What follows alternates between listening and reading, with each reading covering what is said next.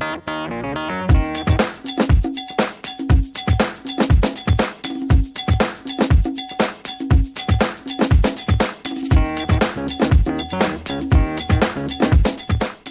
Fondation Centaure, c'est une fondation reconnue d'utilité publique qui existe maintenant depuis 9 ans et qui a pour fonction de fédérer 3 grands centres de recherche en transplantation, Nantes, Lyon et Paris-Necker.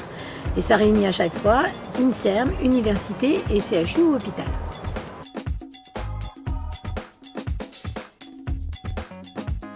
Les patients qui sont greffés, s'ils n'ont pas de traitement anti-rejet, qu'on appelle les immunosuppresseurs, détruisent leur greffon en 1 semaine. Et donc une greffe ne peut pas fonctionner sans anti-rejet.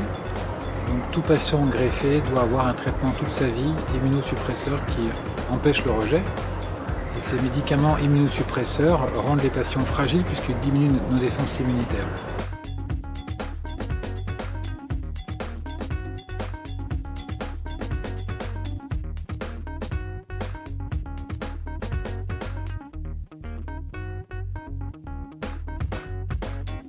Parce que ça a été un panorama assez large de ce qui est fait au sein du réseau Centaure, qui est à ma connaissance l'un des seuls réseaux de recherche thématique et de soins qui est dévolu à l'activité de transplantation d'organes.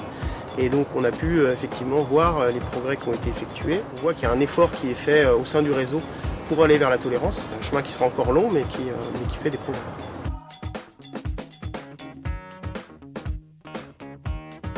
Elle est très intéressante parce qu'elle ne réunit pas que des membres effectivement de Centaure, il y a aussi des laboratoires, des industriels et des gens qui ont travaillé des facettes qu'on n'a pas travaillées en transplantation. Elle est intéressante parce qu'elle est complète et qu'elle permet de voir toutes les facettes de recherche ou d'avancée en cours sur la transplantation. C'est un vaste sujet, il y a des gens qui travaillent avec des gens de l'étranger, avec des gens de province ou de Paris. Et c'est toujours intéressant d'avoir une thématique à 360 degrés en fait. Je pense que c'est aussi l'occasion éventuellement d'être exposé à une thématique, d'avoir le temps d'y réfléchir et puis ensuite d'avoir les contacts pour pouvoir justement y revenir, poser des questions par mail ou d'autres manières. Donc je pense que c'est la fonction du biopôle de faire ce genre de créer ce genre de réunion et puis de ce point de vue-là, ça a été plutôt à mon avis réussi.